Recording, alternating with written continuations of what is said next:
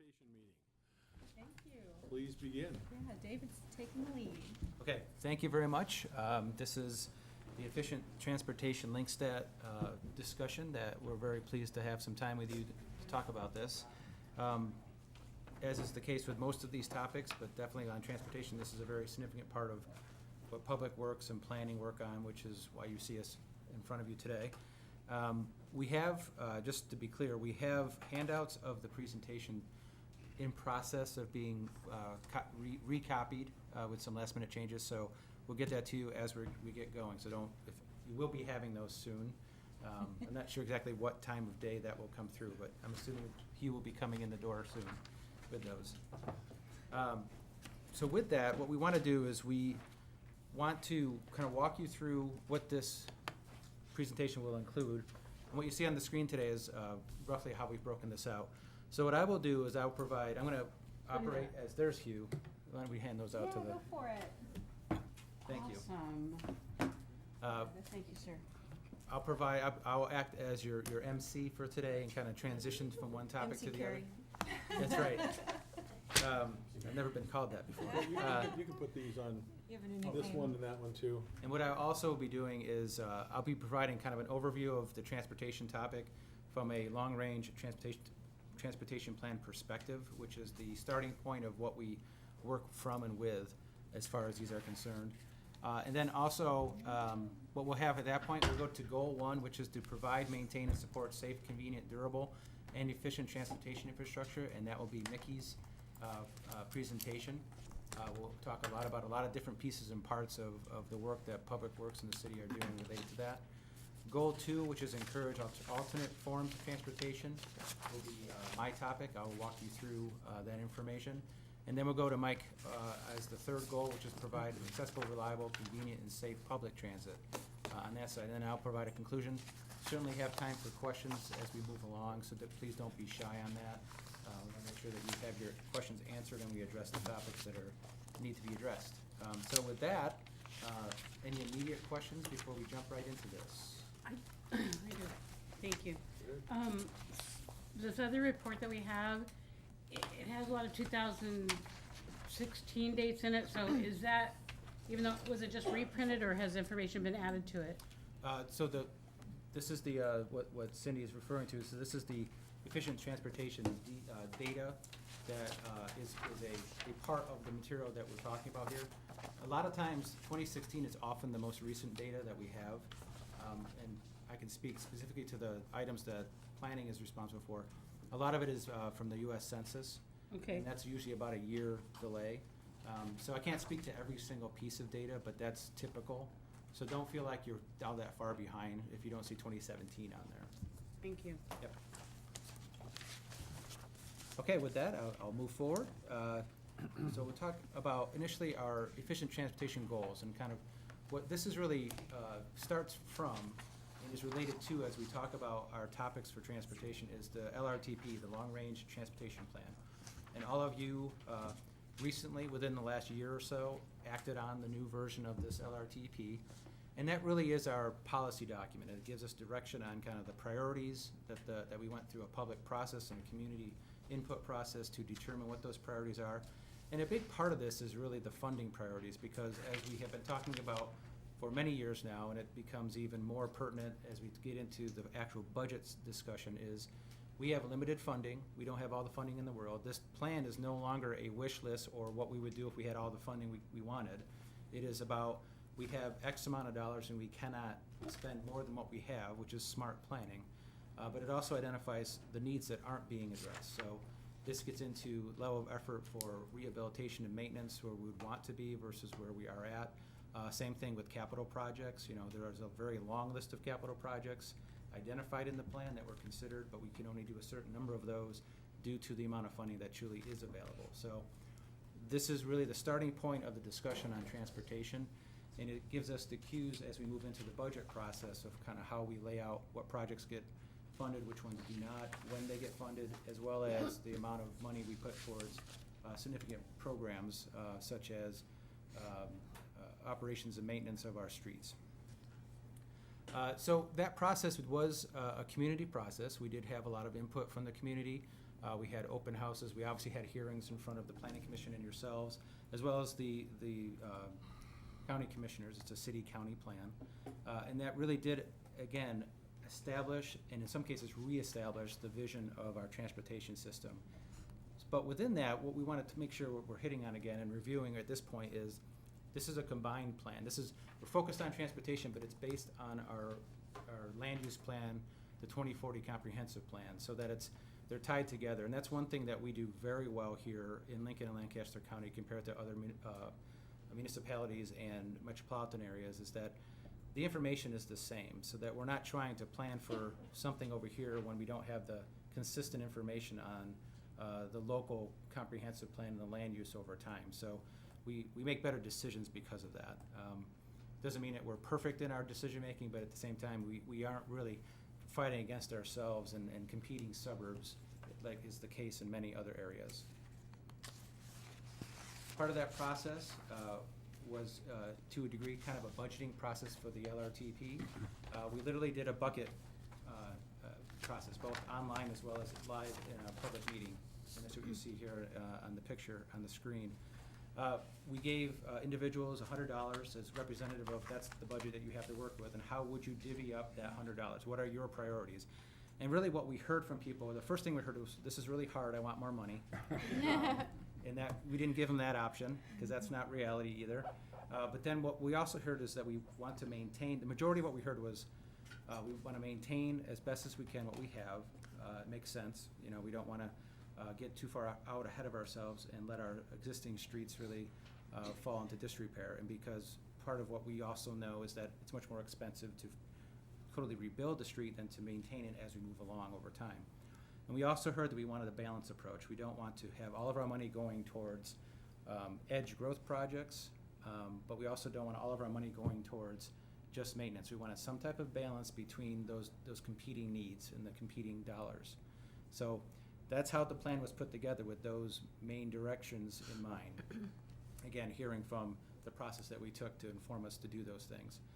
So what we end up with in this plan is about a $2.4 billion budget for all the different transportation pieces. And it sounds like a lot of money, but when you start breaking it down to over a 24-year period out to 2040, that's not a lot of money for all the needs that we have. And that's one of the messages that came out of this new plan. What we also started to break it down into is the kind of the color of money. And what you see on the screen here is of that $2.4 billion, $1.9 billion went towards the streets program. And so within that, there are all the different funding sources for city wheel tax, a little bit of general revenue. We have a lot of funding coming from the state highway allocation funds, the state fuel tax, federal funding coming in through there, other smaller pots of money like the impact fees that come through for specific types of projects. And a lot of that money is meant for the streets and the streets only. Get into transit, that's also where the color of money begins to really matter. So about half of all the money that goes towards transit has to be spent on transit. And we had a discussion about this as we went through the process of approving this plan. I just want to kind of reiterate that, because as we get into kind of how we spend our money. Then on Trails Fund, much smaller piece, but an important part for our community. Trail system is very much an amenity and an infrastructure piece that really sells our community. People love it here, and it actually has become a calling card for us, so very, very important for growth in our community and to quality of life. But again, in that area, that's where the vast majority of that money can only be spent on trails, whether it be for funding for federal funding for trails or local impact fees for trails only. So that's just to kind of do a reiteration of what we talked about with the plan. Another part of this is, and this gets into kind of how much our dollar is worth today versus 10 years in the future or out to 2040. So a $12 million widening project today, that's approximately the amount of money it costs to widen 1 mile of Arterial Street. That's kind of a basic assumption that we have. That $12 million in 2018, because of inflation that we are experiencing on an annual basis of about 5% per year, that becomes over $21 million in 2030 and over $35 million in 2040. And this is really a key aspect of what we're talking about. Our strength of our dollar does not keep up over time. And that's why we continually talk about how we might be able to get funding to keep up with that and to do more with the needs that we have in the community. So it's important to just keep that in mind, and that's a lot of what the LRTP talks about and tries to address, in talking about needing to have that conversation about how do we address that issue. Some basic things that came out of the plan, talking about really emphasizing maximizing the existing system's capacity. So this gets into using technology, doing those specific intersection improvements to make sure that we're efficiently moving traffic as best as possible. As a growing community, we are going to have more traffic. We're not gonna magically not have congestion, but we wanna make sure that we're maximizing the existing system as best as possible. And the use of technology, Greenlight Lincoln is the current major effort on that end of things. That is a much more cost-efficient way to squeeze out as much as we can out of the system before we take the step of widening streets and going and doing major intersection improvements. Another part of this is that it's related to what I just said, which is instead of jumping to the immediate widening of streets, we want to talk about how signal coordination and the intersection improvements along a certain corridor can be done in the interim at a much lower cost before we have to go to the full widening. We know from learning over the years that the widening projects are very expensive, and when we're in a situation of limited funding and increasing costs overall, we want to make sure that we're widening the right streets and not every street needs that widening, and that was the big message that came out of this. You've seen this image before. I'll put it back up there. I don't want to go into the details of this, but this is the kind of the breakdown of within the different programs for the funding that was available. Again, going through that $2.4 billion in revenue forecast out to 2040. In the orange and yellow, you see that the system operations and maintenance and rehabilitation on the streets is the biggest chunk, the biggest circle there, and that was really a direct result of our process in identifying what is the best use of our funds. We also have the blue shaded area is for roadway construction. This gets into more of those improvements to the roads, some widening, capacity improvements. So that was the second largest. And then we have the transit piece for alternative modes. And then we also have some efforts towards the requirements for keeping record keeping and some things like the East Beltway corridor preservation. That's all been identified in the plan. So within that, what we call the fiscally constrained plan, we have basically a continuation of our existing funding as assumed. Within that, we did increase every 5 years a wheel tax funding stream. We talked about this when the approval came through. I know a lot of people had a lot of interest in that and that kind of assumption. That was based on historical trends where approximately every 5 years we have about a $5 increase in that funding stream. That would require coming back through an approval process, so that doesn't just automatically happen. But it was assumed in our funding assumptions within the plan. It does not include a sales tax increase, which has been a lot of what the conversation has been about recently since we adopted the plan. So that is that's kind of the continuation of the conversation about where else might we get funding to do more of our needs over time. So that is kind of how the financially constrained plan is set up. This image is meant to give you an idea of kind of what we can get done with the fiscally constrained plan and what the needs are out there. And this is just representative of those capital roadway projects. So think widening or capacity improvements on our major roads. What you see on your left map there is actually what's approved in the plan for being funded by 2040. That map that's on the right obviously has a lot more projects on there and identified. What that is kind of the listing of the potential projects that could have been funded, but a majority of them actually couldn't meet the line of what funding we have. So there are a lot of projects out there that we believe by 2040 we should be doing, but we can't get to based on our funding constraints. And we could have a similar conversation about how maintenance as well as rehabilitation, both on our local streets and our arterial streets, is not able to keep up with the needs over this time period as well. David, you made the comment that on the left there, those are required or those are in the plan, or could you exemplify or? Sure. Not exemplify, What you see on explain. the left are projects that are funded out to 2040. So they made the cut, in other words, within the financially constrained plan. So those are projects that we're planning on actually getting accomplished by 2040. And those are in the long-term transportation plan? Yes.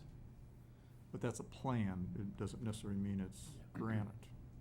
No, it's not, some of them are actually funded, like South Beltway, like that, we're moving forward with that one. There's a few other projects that actually have funding now that are on that map. We do update this plan every 5 years, and so things can, especially those projects that haven't been funded at all yet, that are further out, priorities can change over time. You've got blue and red, so what's the difference Yes, between? the blue on air is to indicate, and there's actually a shade of green in there, but I won't sound worried about that. But the non-red lines, what you see is, those are projects that are either committed or funded, or, basically that's what it means. That those are projects that have funding behind them and commitments. The red are those that need to still be funded moving forward. Is that the East Beltway on the far right? I can't tell what the street is. Yes, that the long red one on the. 120, yeah. 720. Let me just make sure you can see that. This is the East Beltway. So, you've got South Beltway shown on both, even Yes. though you believe it to be funded, but 77 is concluded but not shown on the other one. Why are some of the ones that are supposedly funded not shown on the right? The Highway 77, technically on the right, should be shown on there in blue.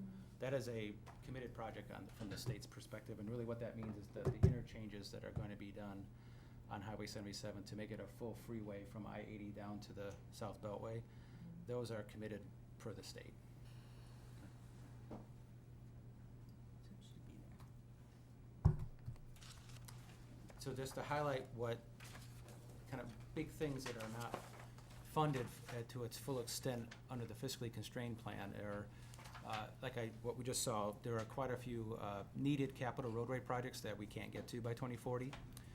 The East Beltway construction, the corridor preservation is in the plan, but the actual construction is not foreseen by 2040. The needed level of investment for maintaining our arterial and residential streets is not nearly as much as it should be, it needs to be. Fully funding the needs for the sidewalk maintenance and repair program.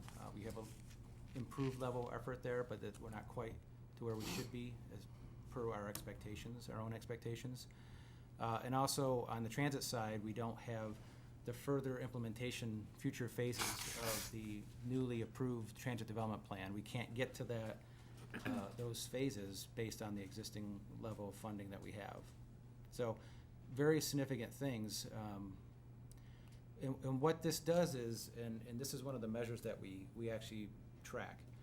This is the idea of trying to make sure that at least 60% of our commute to work trip in our community is 20 minutes or less. So this idea of a 20-minute city, we actually do a pretty good job of it. We have consistently been at 60% or over, and this is tracked by the census, and it is for the commute trip to work. This is the type of quality of life, factor that we enjoy right now. That if we continue to not meet those needs, we're going to start to see this number slip. This is where it's going to take longer and longer for us to get to and from work. And then within that quality of life for our community starts to not be as strong. And that's something that we want to try to maintain. That's really an important piece of this. This is an outcome of our investment in the transportation system to try to make sure that we don't see this start to slip under that 60% threshold.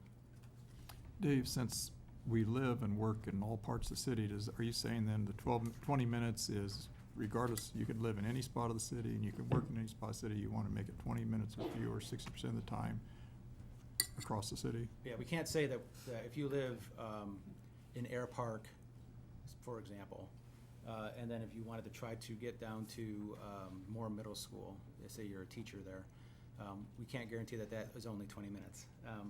But what this says is that a strong majority of people actually can do it in 20 minutes. So there are people that are taking longer to get to work and that live in our community. So from Fallbrook down to Walmart down in Southeast Lincoln, you'd like to make that 20 minutes?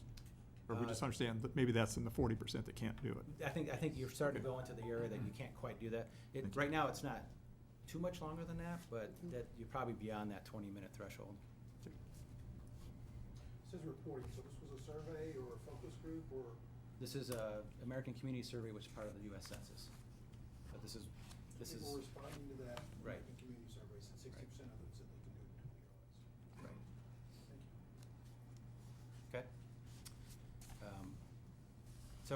we're gonna start to transition now from my overview of this and kind of what we wanna start to talk about and go to Mickey now. And what she is going to really be reporting on is kind of the Transportation Coalition, that some of you are a part of that.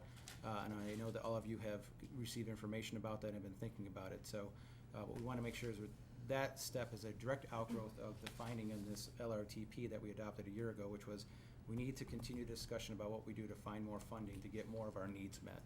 And that's really what we have moved forward with. So I will hand it off to Mickey, and she will go to our goal 1. Should I move this? Is this movable? Yeah. Yeah. Okay, there we are. All right, so goal 1, provide, maintain, and support safe, convenient, durable, and efficient transportation infrastructure. That is the role of the Public Works and Utilities Department. So I'm gonna speak to you a little bit about efficient transportation and keeping Lincoln on the move. But before we begin, I wanted to share some important insights about infrastructure from one of my favorite comedians, and if you can work on the volume there. I learned how to do this about 5 minutes ago. There we go. Okay, this is John Oliver. Infrastructure. It's our roads, bridges, dams, levees, airports, power grids, basically anything that can be destroyed in an action movie.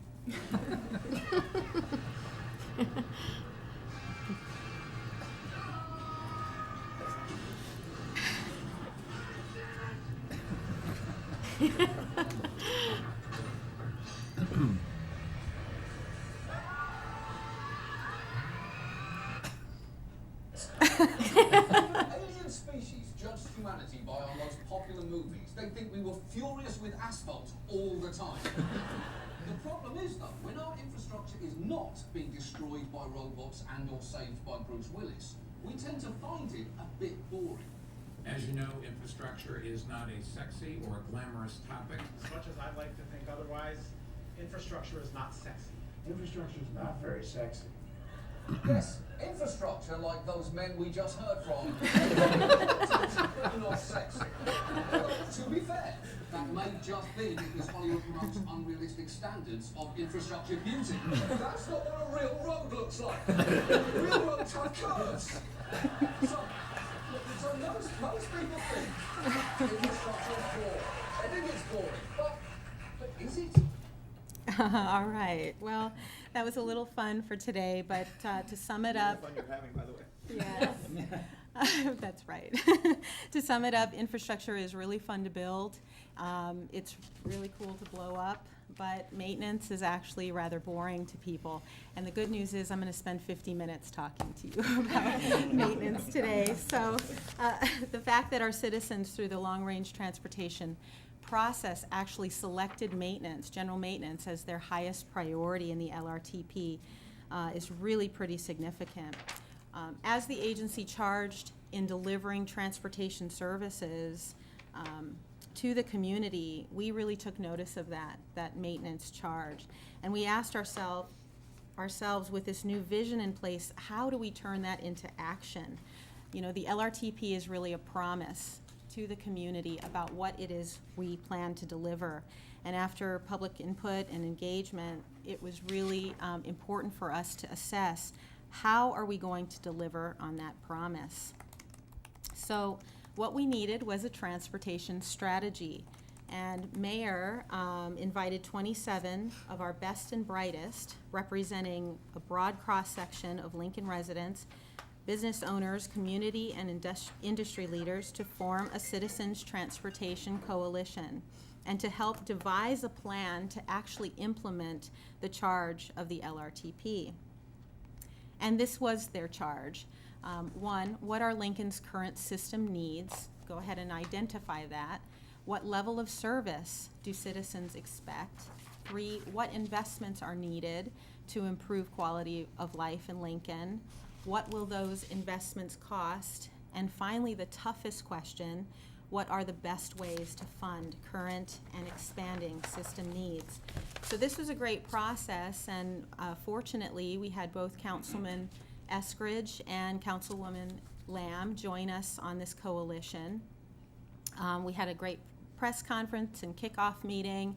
We also did a tour de Lincoln all over the city, looking particularly at Yankee Hill Road. And if you go from west to east on Yankee Hill, you will see all of these different systems that represent systems throughout the city.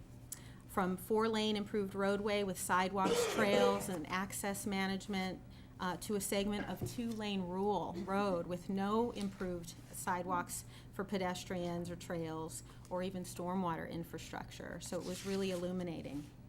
One of the major principles we spoke about right at the start was that the street is not our customer. You are, and this is an important principle to our agency. Infrastructure is a means to an end, and particularly transportation infrastructure. The end is really quality of life, and that's what we're trying to provide.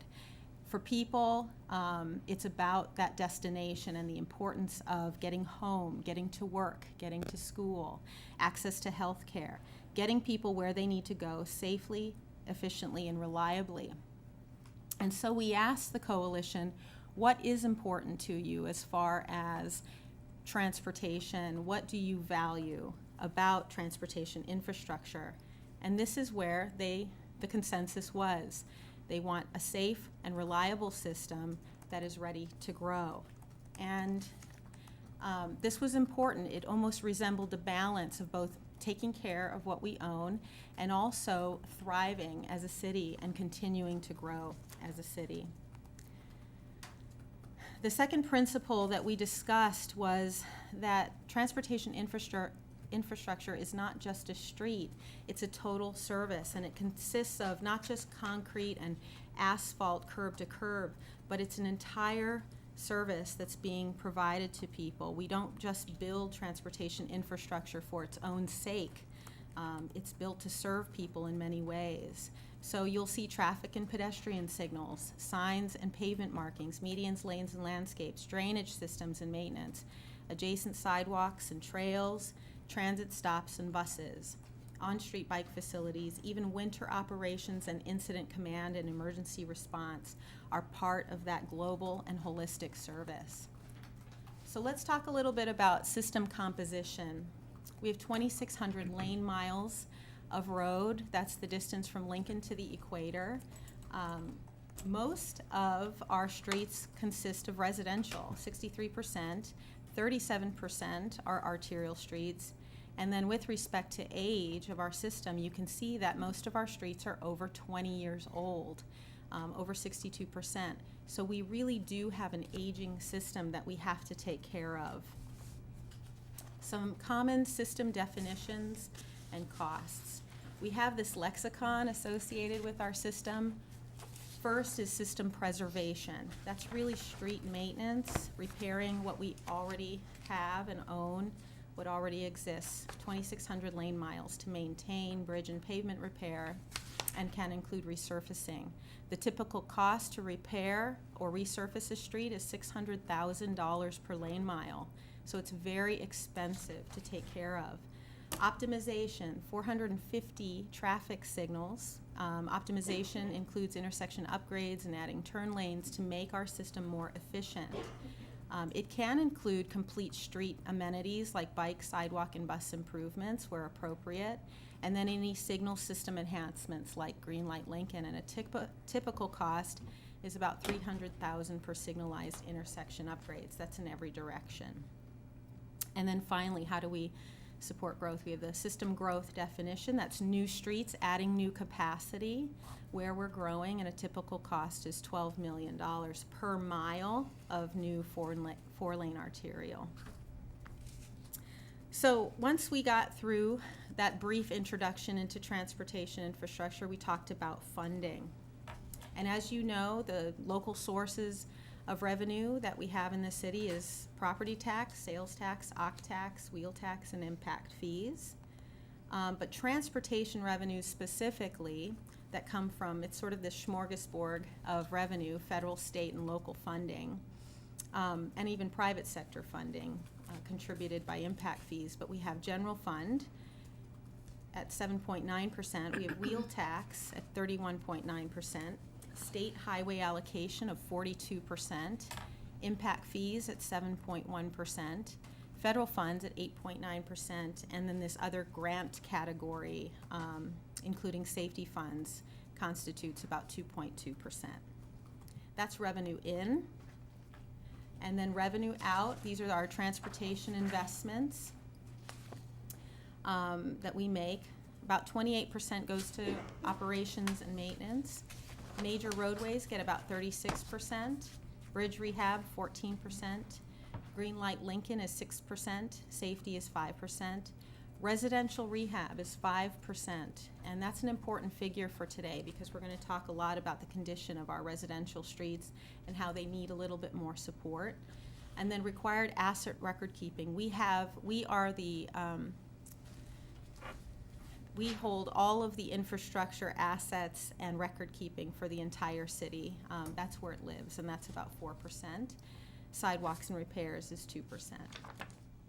So here's one of our challenges that we talked about. It's fighting inflation. What you'll see here, the blue line is revenue growth at about 3% per year over the period of the LRTP. So that's over the next 23 years from 2017 to 2040. The red line represents construction inflation at 5% per year. And that black line actually represents the declining purchasing power that we have over time. And so you can see that revenues don't keep up with construction inflation, and we have a loss in purchasing power over time. So there's a couple of ways to fight inflation. One is to price index the fees that we have, and for the most part we do that with impact fees. There have been a couple of times we haven't increased. Those will increase automatically unless council takes action to hold them. But there was some discussion with the coalition about actually price indexing wheel tax. So that's something that is for future discussion, maybe through a transportation committee. The other way to fight inflation is through bonding. When municipal bond rates are lower than the rate of inflation, you can actually save money by bonding projects. What I wouldn't recommend is that we bond for maintenance. We should not bond for maintenance projects. But like water, wastewater, we should try to bond for really large projects that are kind of this one-time cost in order to beat construction inflation and delay an important project. Mickey, on the prior I'm slide, sorry? you had the different levels of Which life, one? life of our roads of various groups, like 0 to 20%. You had categories. I'm getting to that one. Well, you had that. My question is on the age of the system slide. My question is, what for a different type of streets, like an arterial or residential, what is the age of expectancy? Well, it depends. Assuming We are there's gotta going to be get ongoing to maintenance too, but- yeah, and we're going to talk about preventative maintenance strategies to extend the life of the road. We're going to talk about why things fail, why pavement fails, and so there's a number of reasons. But a well-built road should last 50 years, and if you're maintaining it properly and extending its life. But we'll get into those details in just Thank a you. bit. Okay, so after that funding discussion and a tour de Lincoln, we took a poll of the system perception, and here is where the coalition landed. As far as system condition is concerned, they thought we were about a 6 and we were improving, but they'd like to see our city at a level 8. With respect to system funding, however, seeing both the money in, the money out, and how much things cost, they could see that we needed some increased system funding. They thought we were about a 3 and would like to see us at an 8. Then we got into the technical summary. And this is specifically to your question, Councilman, about why pavement fails. We talked a lot about how poor construction has a really detrimental impact on pavement when you don't have proper compaction, and utilities underneath pavements fail because due to soil compaction. So poor construction can be a cause of pavement failure. The weather in Nebraska is really hard on our streets. We have freeze-thaw cycles that really impact the pavement condition. Structural failures from use, heavy use getting goods to market, uses on our highway systems like semis and garbage trucks on our residential streets. However, as impactful as these uses are, it's very important to support them. This leads to jobs and commerce and a strong economy. So we want to have streets that can support these uses. And then finally, we have ASR, alkali silica reaction. In the 80s and 90s, there was a certain type of concrete that was used in our region, and it had a little more fly ash in it than it does today. And it was an experiment at the time where recycling fly ash was really important for the coal industry. It was actually a point of pride because we could use more fly ash in concrete. But as it turns out, it was too much of that, and it began to, with moisture, create these gel pockets in the concrete. And what you have in Lincoln, Nebraska, this happened all over the country, in our region specifically, but what you had in Nebraska is this accelerated ASR issue. And you can see in 2005, there's some showing of distress to the pavement in 2005, but a mere 3 years later, we're showing even more distress to Rosa Parks, and by 2010, that road segment is completely a disaster, and it's just time to replace it. So ASR is something that, if not treated, it really will, the pavement will fail to the point of needing complete replacement. When did you say that we stopped using fly ash? I don't know when we stopped using, but it was a product used in the 80s and 90s on our. And when was Rosa Parks constructed? Reconstructed, or? Well, you showed 2005. How long before then was it built? I don't know. I can get that for you. If you would. Yeah, I wasn't with the city yet. So this is the focus on preventative maintenance strategies and how we can take care of what we own, but also allay some of those reasons that pavement fails. We want to focus on preventative maintenance. These are low-cost, low-impact treatments that slow pavement deterioration and actually extend the life of the street. So this is my old one, isn't it? Shoot, I'm not gonna, okay. So let me just explain this graphic really quickly. On the left side is pavement condition index. Every street in Lincoln, Nebraska has a PCI, a data point that tells us what kind of condition it's in, 0 to 100. And the higher the number, the better the pavement condition. So obviously, new construction, which is really pricey, has a high PCI. But over time, which is that bottom axis, over time it starts to degrade. But if we can invest in low-cost, low-impact treatments while that street is relatively young, and extend the life of the road, like joint and crack sealing and surface sealing, patching and thinner overlays and thicker overlays and even major base repairs, that's where maintenance is more cost effective. What we want to avoid is getting into the dark green where maintenance is not cost effective and we have to invest in total reconstruction. That line where the dark green begins is called critical PCI, and you might as well just let the pavement completely fail before replacing it. Here are some examples of those treatments: joint and crack sealing, surface seals. This is what it looks like. Patching is done with this type of equipment. We can do thinner overlays, and these are more in the minor repair category, and they cost about $3,000 to $80,000 per lane mile. How much do we spend on sealing cracks and joints? Joint and crack sealing, we only have internal deployment of that, so labor costs about $400,000 a year. We don't have any additional money to dedicate to joint and crack sealing or even surface sealing at this time, and that's why we're asking for additional revenue. So with respect to, I'm sorry? Well, we'll talk about it later. With respect to mill and thicker overlays or major base repairs, this is this is in the rehabilitation category, and it costs about $600,000 per lane mile to do. So as you get more extensive with your repairs, your costs go up. And then finally, total reconstruction. Your cost is about $1.5 million per lane mile. So I want to talk a little bit about pavement management theory and keeping the good streets good. Okay, so this saves time and money, and this should be a good example for why we should be putting our streets into the repair category, doing low cost, low impact fixes over time.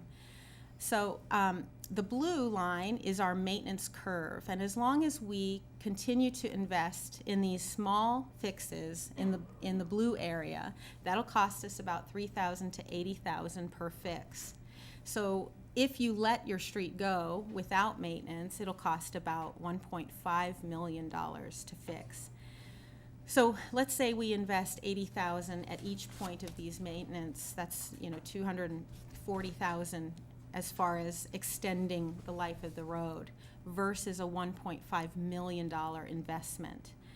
That's a delta of $1.2 million. And we can reinvest that savings into more repair over time to extend the life of the street. It's actually just a better management of our streets over time because it saves us both time and money. System optimization. These are efforts that maximize the safety, efficiency, and operation of the existing transportation network. Think Green Light Lincoln, so we're getting as much capacity out of a road through technological improvements rather than widening streets, which is very expensive. Here's some examples of system optimization and associated costs. Even things like incident command and managing traffic crashes is good optimization and keeping people moving through those incidents. On-street bicycle facilities and sidewalks and supporting multi-modes or other modes of transportation is really good for getting cars off the street and maximizing capacity. Our 2+1 program is very good for keeping people moving. And also even something like 14th Warlick and Cheney, which is taking the existing system and altering it in some way to make it more efficient. It helps with optimization. System growth, expanding areas to support additional development. Funding for major sewer infrastructure extensions and water mains are included in the capital improvement program. Water and sewer actually lead development based on master plans, and we have some control because we can increase rates as we need to stay ahead of construction inflation and also to support growth.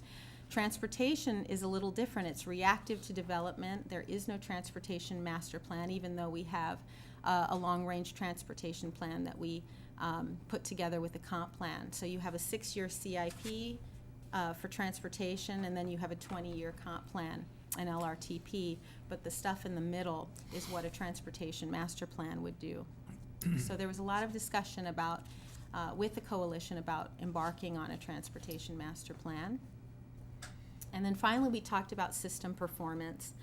So we have a really strong arterial street and highway network. We've invested 58% more over the past 8 years on arterial streets and highways. We've prioritized high-speed, highly traveled arterial streets and highways. And we've also used smart and innovative pavement management strategies like pothole spray patchers to extend the life of a road. But it's really not enough, and we'll get into that. We have a safe system. You are 9% less likely to be in a crash compared to our peers. Your auto insurance costs are actually lower than the national average in Lincoln, Nebraska. It's also very reliable. Your commute is 31% shorter than the national average, and we just can't imagine what Green Light Lincoln data will show, and that's coming out very soon. So here's some system data that's very important.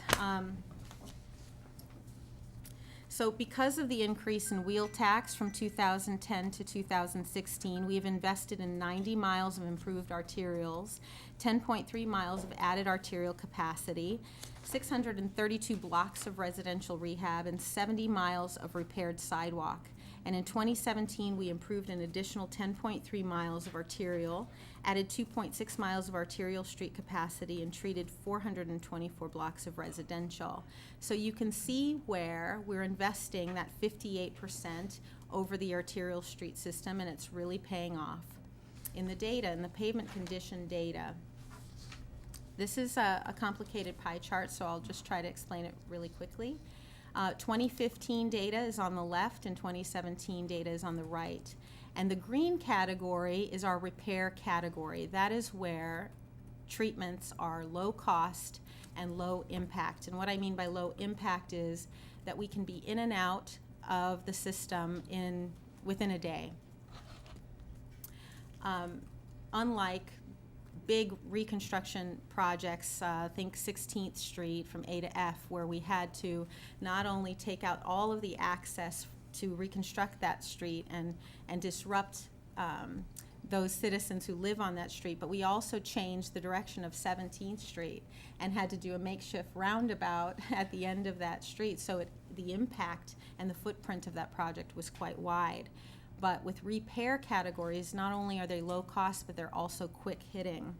So that's where we want most of our streets to be. And you can see that we had a 13% improvement from 15 to 17 based on the investments that we made.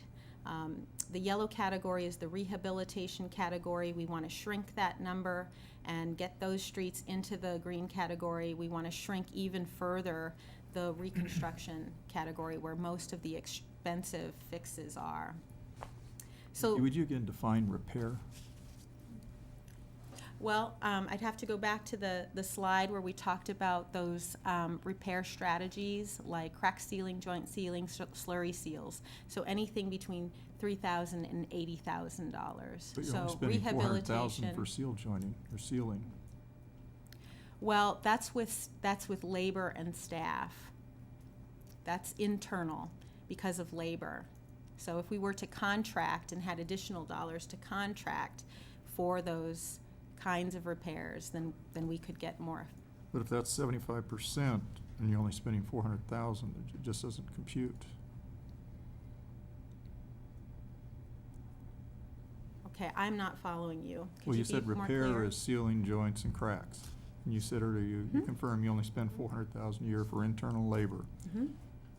And if that's what you're saying you're doing for 75% of the time, something doesn't fit to me if we're spending Right, tens but of it could millions. also include, hold on, it could also include patching, like using fibercrete. Yeah, which is that's a why I asked what your $3,000 definition of fix. repair is. Mhm. Wouldn't, okay, I'm still just amazed, you know, I've said this for years, why are we only spending $400,000 on sealing cracks and joints? And it hasn't changed. I think that's the point of the topic. That's the point of the whole topic. We're trying to get additional dollars for doing more, But we don't- particularly seals Okay. and these thinner overlays. I don't disagree, I just don't understand why you didn't allocate more there than $16 million roundabouts and $3 million bike lanes and stuff. I just don't understand it. Street dollars going toward bike lanes.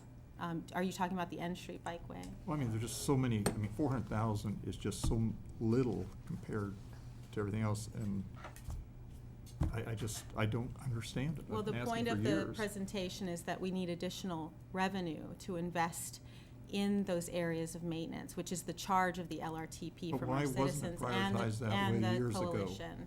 Why? But I don't understand. It's been prioritized for arterial streets, and that's the point of this slide. It has been prioritized with the additional funding we had in wheel tax, gas tax, and it's working. That's what this data is showing. That's the whole point, is we're trying to demonstrate that keeping the good streets good is a theory that's working. And actually, it's a relatively new theory brought to us by Thomas Schaefer 6 years ago when I started as director. So what we're doing is demonstrating that the theory works. No, I agree. Investment I in just understand repair staying at saves us 400,000 in the to long seal. run. That's your Okay. primary defense.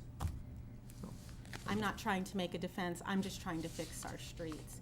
So with respect to residential, this is where we need some added investment. And you can see that 5% that I spoke about in our funding categories is really showing up here. But again, we've been able to improve 632 blocks of residential. In 2017, we actually touched 424 blocks of residential. So it is improving, but slowly. And where it shows up is in pavement conditions. So if we were to really invest in our residential program by keeping the good streets good and using additional funding as a stopgap measure, we could really improve this data. So again, it's standing still, if you will. We have 50% in the repair category. We've got 39% in the rehabilitation category and 11% in the reconstruction category. But we can definitely do more, and we want to. This is pavement conditions citywide. So that just demonstrates the two pie charts as a full map of the city, and as you can see, it just reflects those residential streets where we need additional funding to bring the red and yellow into the green. And once we do that, we can invest in those low impact and low cost repairs over time and reinvest those dollars in keeping those streets good. There was an interesting peer review as part of the Transportation Coalition, and the selection criteria of those peers included population changes, metro statistical area, median income, housing affordability, and climate. The peer city interviews, we really stacked up well against our peers with respect to lane miles controlled, management programs that we have and they have, design standards, access management, winter operations, even innovative success stories. Traffic signal optimization was another noted point. But where we did not stack up with our peers is in the investment gap. So this figure is right out of our CIP, the $2,400 per lane mile. Lincoln spends on system maintenance and preservation. In most communities our size, on average, they're spending $10,000 per lane mile. And this was really, uncovering this was really important to the coalition. Another thing to note is that a lot of these communities are already using sales tax. Overland Park, Topeka, Springfield, Columbia, Norman, Wichita, Austin, Iowa City, Sioux Falls, and Boulder all either currently use sales tax or they have pursued sales tax initiatives to support their roads. The coalition uncovered a $33 million investment gap, and it's $21 million in system preservation, $7 million in system optimization, and $5 million in system growth. And what they're saying is, yes, we need to raise revenue. They recommended raising revenue 20 to 28 million. They also recommended raising local option sales tax. It was clear to the entire group that nobody should increase property tax. Nobody wanted that. They also did not want to increase wheel tax. And when they assessed impact fees, they felt like we found the sweet spot for impact fees. In addition, they recommended that we look to some cost-saving measures and also pursue some best practices. Now, with respect to these two areas, it's part of the equation. It will get us to realize some long-term cost savings, but there's really no way that cost savings and best practices are going to fill the entire $33 million gap. It's just part of the package. These were the funding sources discussed, and it was really varied, but we did go through a list of funding sources, and again, the sales tax was the highly recommended revenue stream. One of the interesting things they did recommend as well is to develop a transportation committee. 92% of them wanted us to develop a coalition or to extend the coalition functions and maybe create an advisory board. And then finally, they thought it would be good if we simplified the impact fee districts. 84% agreed that we should explore this. And it's because there isn't a lot of parity in the generation of impact fees for all of the districts. It's also administratively cumbersome. So they recommended that we look further into reducing it from 7 maybe to 4 or 3 categories to maximize the dollars that are generated. Some of these districts, they generate dollars, but there's nowhere to spend them. And so we could actually get them spent quickly and also maximize the dollars by redistricting. In the end, the $33 million annual funding gap, if it's filled, it would get us hundreds more miles of safer, smoother streets, 4 times more intersection upgrades, and 25% more ability to grow. You can learn more at lincolnonthemove.com.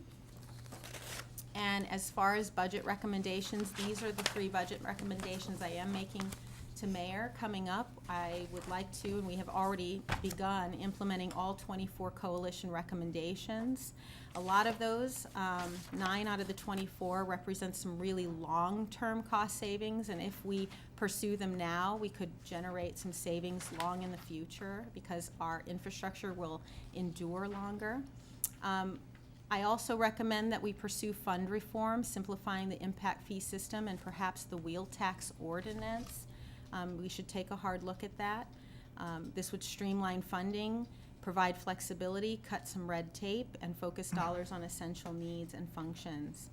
And then finally, we should pursue a sales tax initiative to address the remaining maintenance backlog and commit a concentrated 10-year effort to reduce deferred maintenance on residential streets while also supporting important growth projects. And my last slide is What would you do on the wheel just, tax? What would you reform on the wheel tax? I would reform the ordinance language, and I would make one wheel tax pot to be determined in spending through the budget process, through a needs assessment, through the long-range transportation plan. However projects are prioritized through the natural processes that we have, I would promote the ease of spending wheel tax dollars. And remind everyone, the categories were residual, residential, And new growth. and new growth. And you would reform those categories to give more flexibility. Right. Thank you. And these are just some tidbits about why we support transportation infrastructure and how they help our citizens and the customer, and why I think you should support a sales tax increase. Thank you for listening. I think that's it. Can I ask, I'm sorry. Go ahead. Mickey, can you explain the difference between the residential and the residual? Sure. Residual is, so there are percentages to the new growth category, percentage to the residential category. And then residual is everything that's left over. And it is somewhat flexible money. You can put it on just about anything, residential street, a new growth street, an optimization project. It's a little more flexible, and you can use it for either capital or operations. So would you be able to like get us a breakdown of how that's been dispersed over the last 5 years or so? Sure. So I'd that we love to do know, that. yeah, because we know what's going to residential and what's going to New growth. new right. growth, but yeah, Sure. thank you. I sure can. We've talked about this a while ago, but one of the things so frustrating is seeing that percentage of revenue cost increase at 5% while revenue's coming in is lower. Yes. It seems to me that cities really just need to start thinking more regionally about infrastructure, and I mean, to the extent you can bid out projects in conjunction with Omaha, or if there are products. I mean, I don't know if you purchase, how much concrete you purchase, for instance, or machines that you purchase individually as a city, but even looking at that map of peer cities, I mean, how possible would it be to consider some collaboration in the purchasing that helps push down costs that municipalities have to pay? Can you talk about how that is being considered, if at all? You bet. So it's a lot easier when it comes to materials like salt, procurement of widgets, and procurement of materials like salt. Concrete and asphalt are a little different because they're very regionally focused, and we can get a better deal by buying asphalt and concrete from our own plants than going to Omaha to pursue an asphalt or concrete plant there. So it just depends on the particular material, but equipment, supplies, they can be procured together. As far as bidding projects together, we've talked internally about if an additional amount of revenue came forward. You could literally establish quadrants and phases of your city for contractors to invest. And we have to have more robust discussion with the contracting community about this, but you could break up and bundle projects into quadrants of the city to save and offset costs. That would be a good way to not only get dollars flowing and fixes flowing, and to use as many contractors as we could in town, but by bundling, you would save money. So it's really important if we can try to procure that way, and we'll take a look at it. Of course, bringing it to council if it's a multi-year contract. 'Cause Yep, John would want to vote on that. Yep. I'm gonna have to get approval of you all. Let's go on. Okay. Okay, so we'll move on to what's listed as goal 2, which is encourage alternative forms of transportation such as bicycling and walking. And what I will start out with is to provide you a little bit of information. This is one of the pieces of information that we track. You've probably seen a version of this a few different times now in your time on the council and in your experience here in the community. What we've been experiencing since about 2000 is we're hovering right around about 19% of, again, this is census information, and it is the commute to work trip. So it does not include recreational trips, which would have some impact on walking and biking in particular. But what this is telling us is that we're hovering right around 19%. So right around 1 out of every 5 trips for our commute to work trip in our community is alternate forms. So this includes carpooling, includes transit, walking, biking, work from home, telecommuting, things like that. So that's something that we're tracking, and it's been pretty consistent for going back to about 2000. So not really moving around a lot as far as that's concerned. I will point out that in our efforts within LinkStat and our discussions about how we want to, what level of effort do we want to start discussing about this, I will point out that on your agenda, it does identify 10% each year of an increase as a goal. And while we like to be very aspirational, we've had internal discussions saying that actually probably needs to be more like 5%, mainly because 10% increase each year, regardless of what you're talking about, it would be very difficult to reach that, especially when you have a very consistent kind of demand, which is around that 19% per year over many years now. So we're actually proposing that actually be 5% per year. And that would make it consistent with what the LRTP says, both for these alternate forms as well as for transit. So we already have an LRTP that says the 5%. So just kind of assume moving forward that it's at 5%. What is the 5% represent again? Sorry, is it that? It's a goal to try to increase the share of the commute to work trip from these alternate modes, whether it be through carpooling or transit or walking or biking, to try to get that to start to grow. So you're saying to go from 19 to 24% to 29? Okay. Correct. I don't, or is that what you're saying? Are you saying go 5% of those that commute? So if you got, say, roughly 20%, 5% a year would be 1% more? It's a percentage of Or is the it what total. Lorraine said? No, I think it's what you said. Yeah, it's a That seems percentage of the realistic. total, sorry. Well, That's you're more not, realistic, you're not yeah. going up 5%. That number isn't going Yeah. from Right. 18.8 to 23.8. Right. As John said, it's 5% of the 18%, which is Right. roughly in the neighborhood of 1. Right, Actually about 0.9. Right, we're trying to get it to start to increase on a regular basis. And that gets into kind of what type of programs are you providing, especially on the transit side, as well as infrastructure that's available for biking and things like that. So that's really the point there. What do you attribute the huge loss from 80 to 90? What 1980 was representative of is we were coming just off of the oil shocks, and we actually had a very strong increase at that point throughout the United States to get more people to carpool and to find alternative modes, and transit was part of that as well. So that's a good indicator of kind of where you could be. We don't want necessarily oil shocks again like that, but as an example of what could happen, what isn't that far in the past, you could have people in the community choosing to do certain types of transportation choices.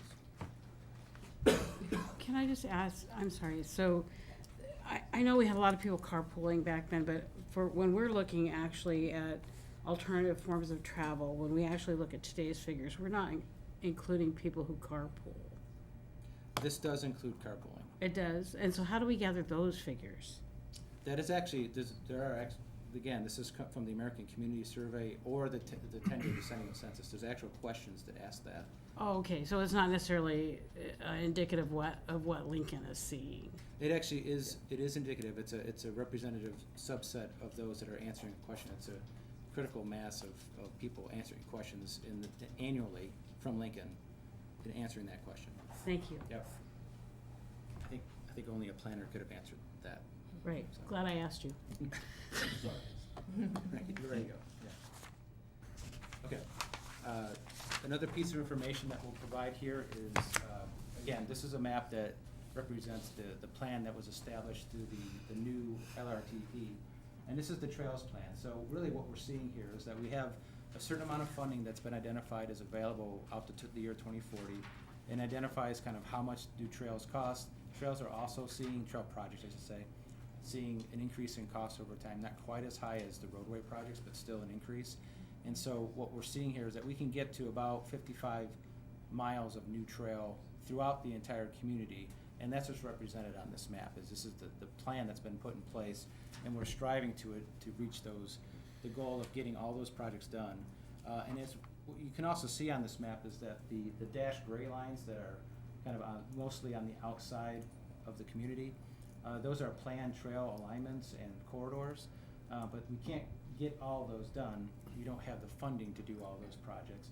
But what we've done is identified those critical projects in those developing new areas, as well as improved connections within the existing community. So this is just an example of the plan that's in place to get this part of the alternative transportation effort accomplished out to the year 2040.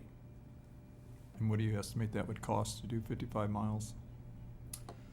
That is the roughly $36 million as identified in the LRTP out through the year 2040. And again, the vast majority of that money is federal funding for trail projects that comes to us on an annual basis, as well as mostly matching that, the local match for that is the trail impact fees, so the actual trail funding locally as well as trail funding federally.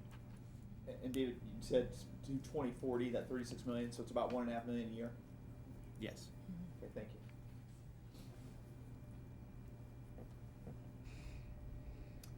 I'm going to take the opportunity to talk about something exciting and fun. We had another one of our goals that was established to establish a bike share program. Specifically by August 31st of 2017, I like to think that we are still meeting the spirit and intent of that goal. We are launching it, official launch on April 6th. You're going to start seeing the outlay of the equipment in the next month or so. And so this is representative of the need that within the plan to provide more options for, in this case, biking.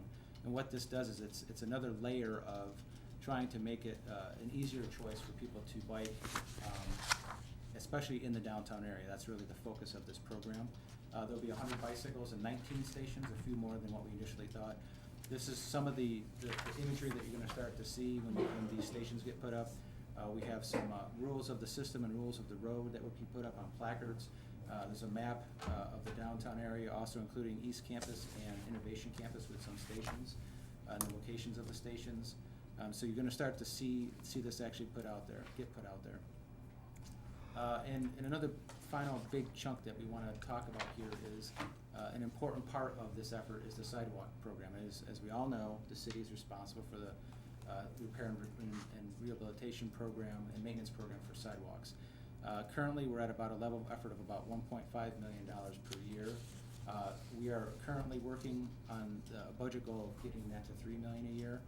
And what has been the reality and the experience with this is that in the last few years, we have had a significant level of effort increase to try to get more of the critical projects done, those larger separations and those the heaves, the 2 inches, the priorities that are out there, and really starting to whittle down that list. But what happens when, and Mickey is the one that's experiencing this, not me necessarily, but you get more activity out there, you get more phone calls, and so that list keeps growing, and there are a lot of needs out there, and that's the primary reason and the need to get to that higher level of commitment on the budget process, so that more of that can get done.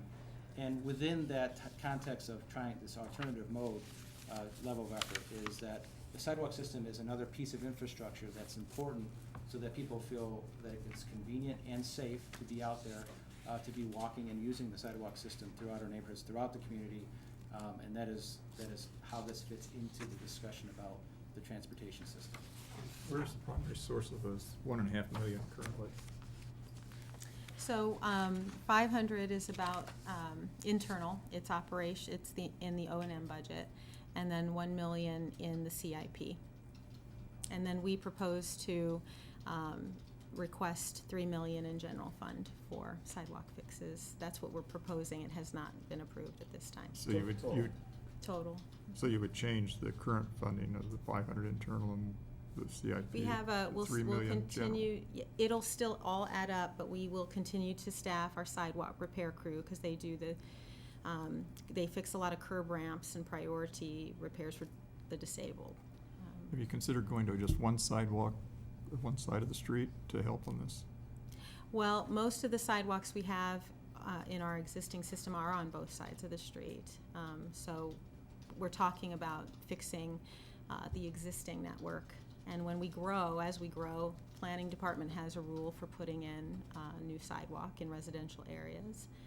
And that will continue because we want to encourage multi-modes of transportation to take pressure off of streets and for other health reasons and benefits. But that's been a long-standing policy.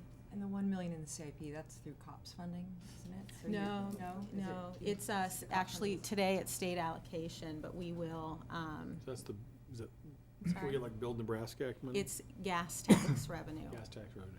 Mhm.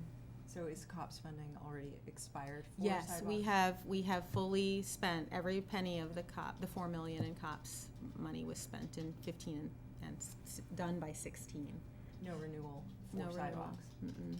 No, yeah, so we'll, unless someone would like to take an initiative forward, but, No, yeah. I just was trying to, illustrate that a lot of the work that's been done has been done with debt financing, and this would be a way of doing it without that. We think we can actually absorb it in our budget. We just are waiting. We'd like to make the proposal to mayor before it comes to city council. And it would be general fund dollars. Okay, we'll move on to goal 3, which is to provide accessible, reliable, convenient, and safe public transit. And Mr. Mike Davis has got something prepared for us to move forward with that. All right. So we wanted to talk first of all about our accomplishments, and one of those is we now have implemented phase 1 of our transit development plan, and with that, last year over the previous year, we saw an increase in ridership of 5.3%. So we're excited about that. Again, the consultants actually predicted ridership would go down for several months and slowly pick back up. So we've seen it accelerated more than we even anticipated. And we are meeting our goal of increasing ridership by 5%. And you can see in these pictures, pictures of full buses and lots of people using public transportation. The focus area of this last part of the presentation, we're going to talk about TDP phases 2 and 3, bus shelters and stops, and bus fueling, storage, and maintenance. And we continue to survey our customers, and so in September of 2017, just a few months ago, we did another survey of our customers to see what those needs are. Are they still where we think they are? And the number one need was more passenger amenities. And then evening service, more frequent service were the next two, followed by Sunday service. And so most of those needs were anticipated. But Amenities again, like mints, or what are amenities? so the Bus passenger amenities are bus shelters, benches. Heat? We used to have mints in the parking garage. I Potentially just heat, thought right. maybe that- Do you, so I think this would probably differ depending on what time of year it is. Cause like right now, I think that's really forefront of people's mind. Correct, yeah. So again, our indicator increased ridership by 5% per year, as well as increased revenue hours by 14% on fixed route services to be comparable to our peers. And this next graph shows you the Our revenue hours, pre-transit development plan, we had about 140,000. With implementation of phase 1, we went up to 146,000 approximately. But our peers were still below the average of our peers, which is 163,000. So if we were to implement phases 2 and 3, we would exceed our average peer revenue miles. And this is the taking charge survey that was done citywide, and again, it also shows that we're improving in those areas that we needed improvement in, but we still would like to increase those areas more in how often the bus comes, the areas served, and hours of operation. Phase 2 of the transit development plan specifically improves midday headway and evening service. And this next map shows you a little bit where those areas are. So in the red is midday service, and that is on 4 routes. There's 1 route in red and 3 that look like they're in orange, but those are yellow and red. So, so four routes for midday headways, and then the yellow routes are evening service. And then, of course, all our routes shown here are in gray include Sunday service, and I'll talk just a little bit more about that. We also are seeing a growing demand in the middle of the day, and that's a great thing to see. Some cities you see really high peaks in the AM and in the PM. We're seeing pretty constant ridership all day long, which shows good use of our system. And phase 3 of the transit development plan adds Sunday service approximately 8 a.m. to 1 p.m. So it's a little bit shorter period than on Saturdays, and that would be on all routes except UNL and the Star Shuttle. And the total cost, and this is an estimated annual cost for phase 2, is about $650,000.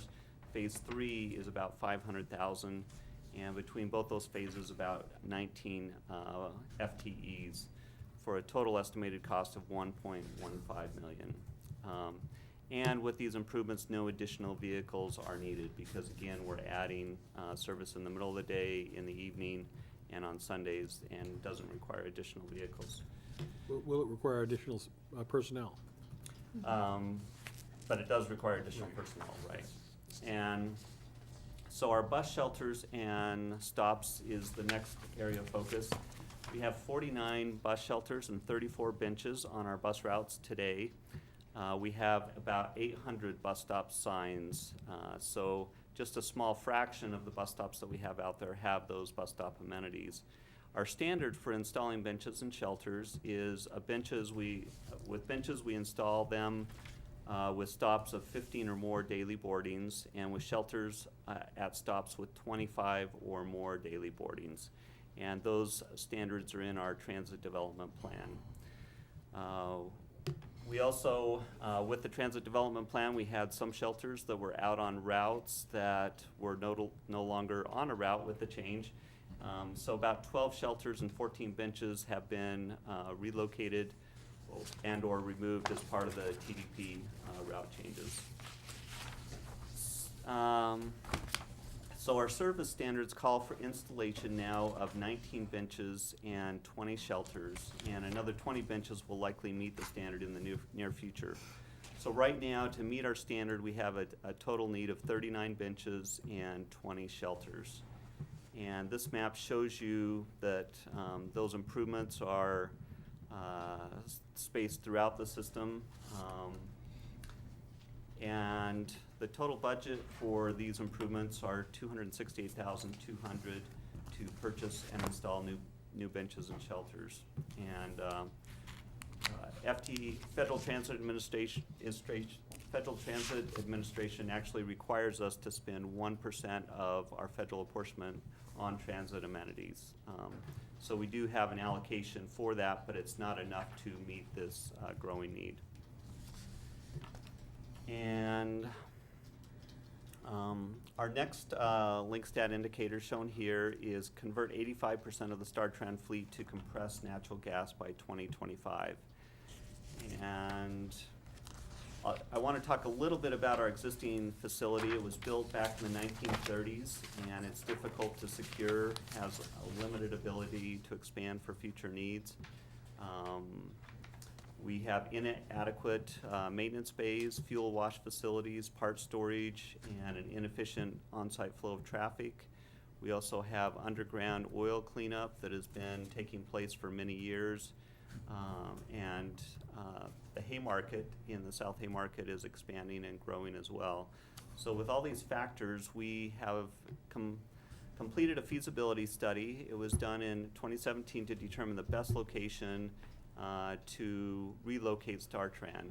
And the study included a needs analysis, site selection, site layouts, phasing, funding, and a cost estimate.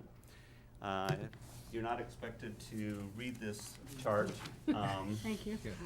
Mike, if I may, you said the facility was 1930s, but there was the huge bus barn was built, I think Congressman Doug Beereiter got that for us about 20 years ago, didn't he? Yes, we do have some improvements that have happened in around 2007. There was a north garage that was built, as well as some high maintenance bays that were built in that time frame as well.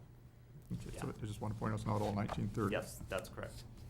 And this slide basically shows that there were 18 criteria that were evaluated as we looked at different locations. One of the big evaluation criteria is how close is it to the beginning of a route, because that is a cost of deadhead that we call it, going from the garage to the first of a route.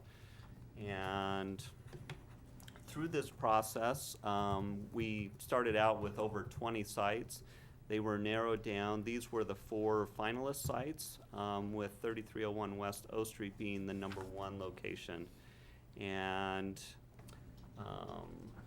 building fuel station is part of this, which would include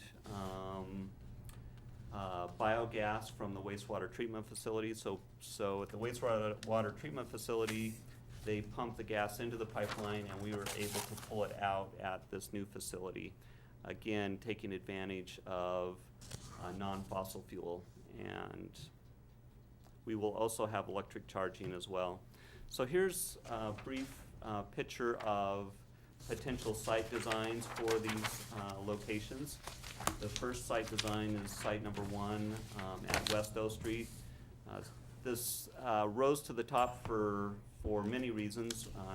#1, it's only about 6 minutes from downtown, so the deadhead works really well.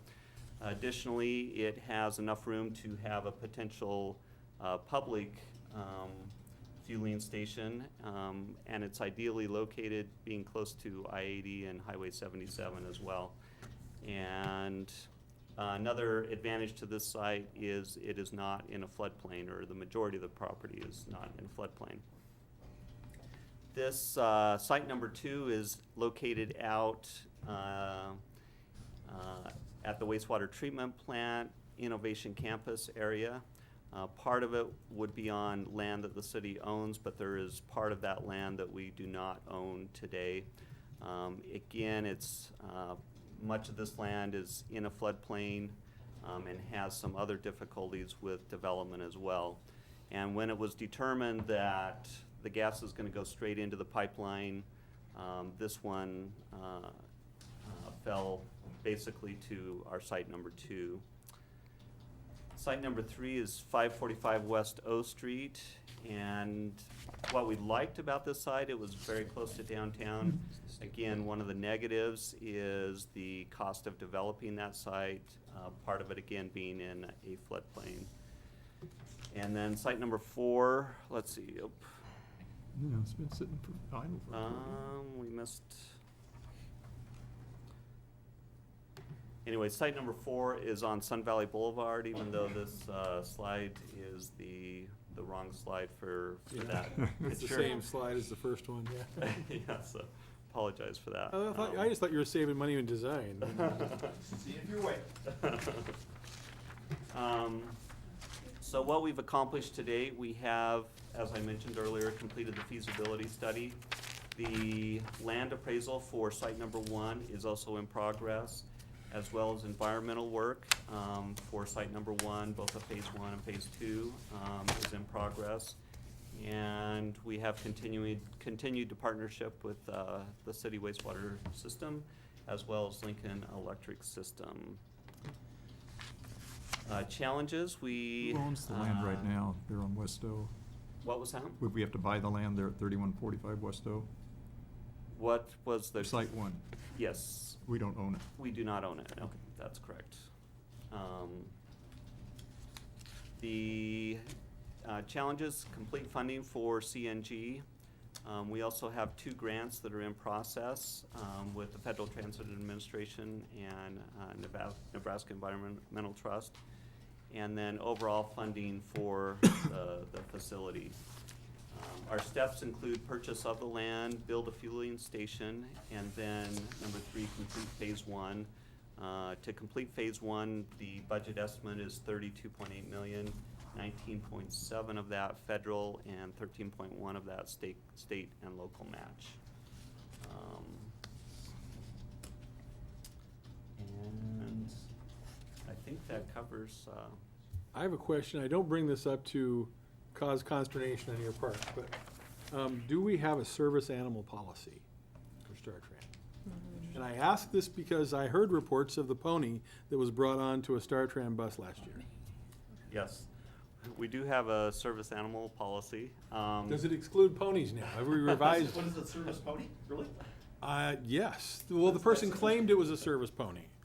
So we've had snakes, a pony, we've had lots of interesting things brought on the bus.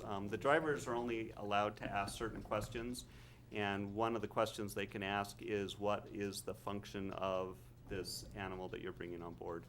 And so we have to be very careful that we're not overstepping our bounds with, and so depending on the answer to that question, the animal can be allowed on the bus.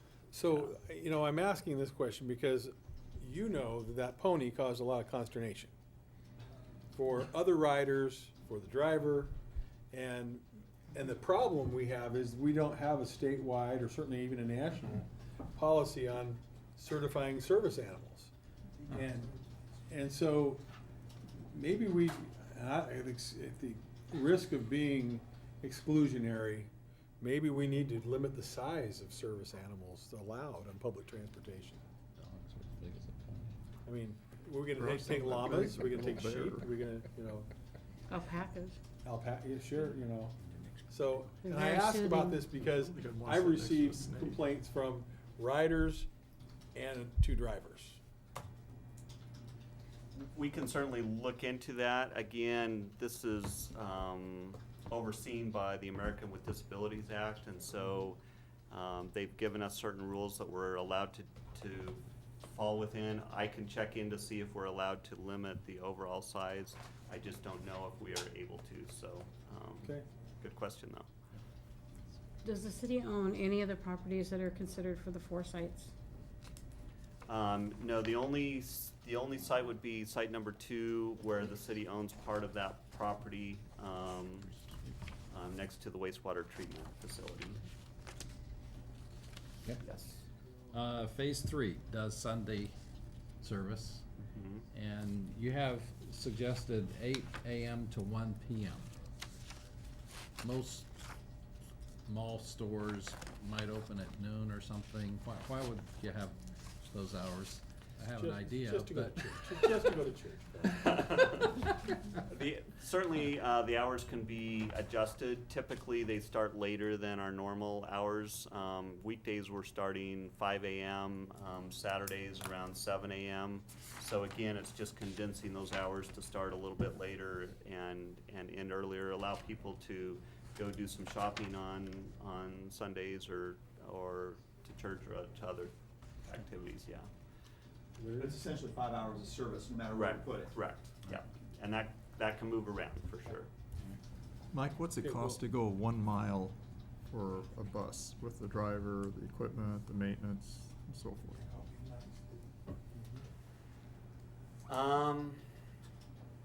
I don't know that I can give you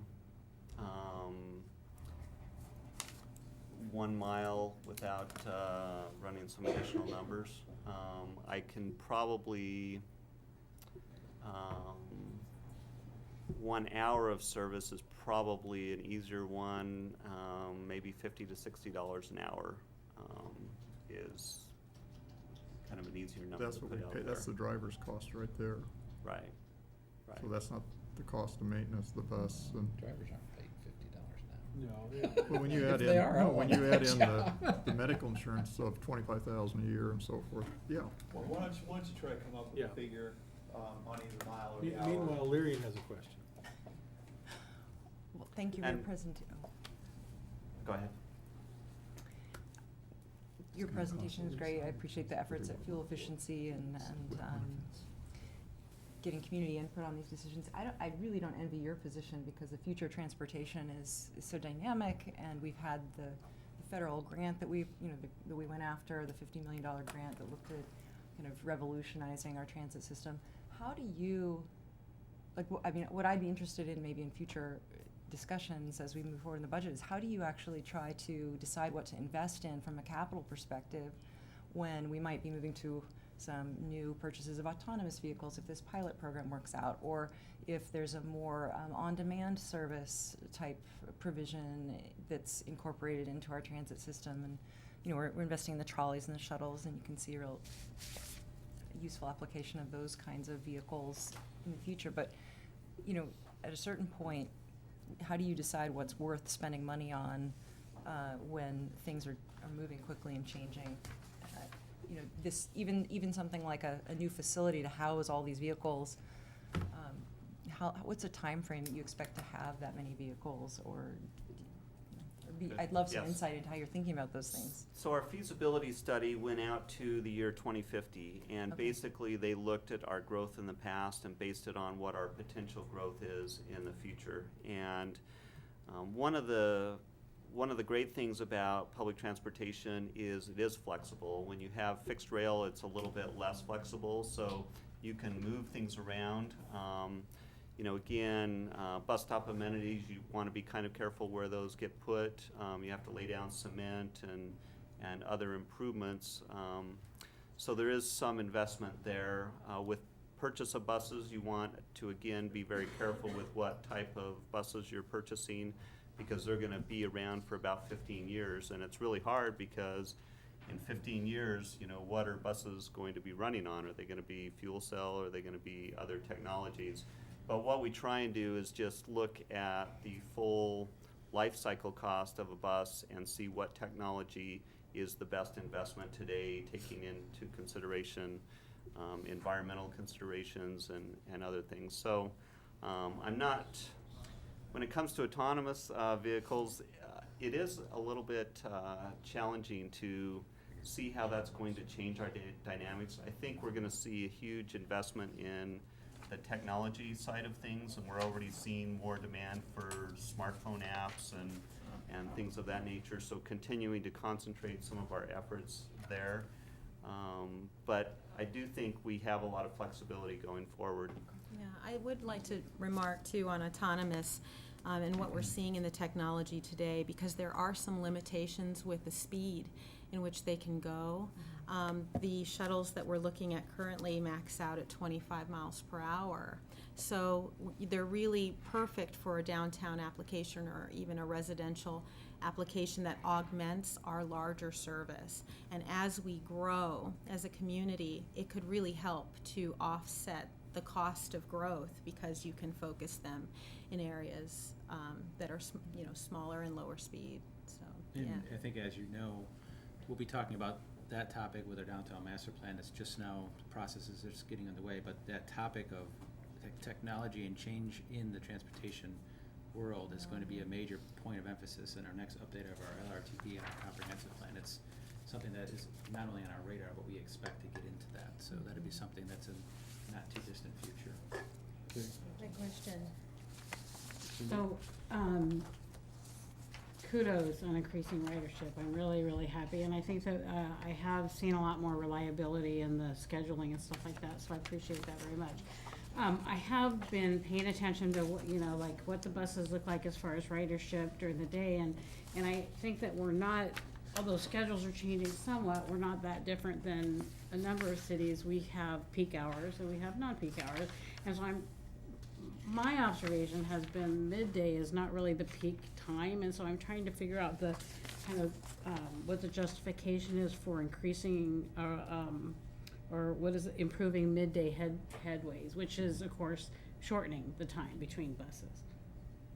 The midday headways, one of the benefits is they add a lot of flexibility into the transportation system, and it's really hard if you're riding a route that only runs every hour and you're transferring to another route that only runs every hour, and you just have potential to wait a long time to be able to use the bus. And yeah, typically people will tend to ride more to work and school in the AM and PM peak, but sometimes people want to go home at noon or be able to have that more flexibility, and so it becomes more difficult if you don't have that improved frequency in the middle of the day. So looking at these routes, does that take into consideration that there may be a number of different routes, 2 or 3 different routes that run to a specific area where nothing's too far from other places where you could just have one of those running more frequent, or stagger them, or is that kind of, I don't know if that's what you use from a logistical perspective, or? Yes, in fact, that is why we implemented high frequency on the Route 27, 44, and Route 13. Each of those, one went north, one went east, and one went south. And so it kind of created that spine to have later service and higher frequency in those corridors. Even on this other map, we're still not adding that higher frequency and midday service on all the routes, but again, we have a next set of routes that are doing very well, and to continue to concentrate our efforts in those areas. And if you remember correctly, back with when the transit development plan was done, they developed a propensity to use transit, and all the steps in the transit development plan were based upon that need, so that we're concentrating efforts on where people will ride the most. Okay. Thank you. Staff ready to go right into the directors meeting? Other than we got to round up Teresa, I think so. Okay. Oh, Okay, excellent. we're gonna take a council members want a 5-minute break? Thank you. Okay, Okay, and my perfect. intention is to get this next meeting done, so that all council members can have at least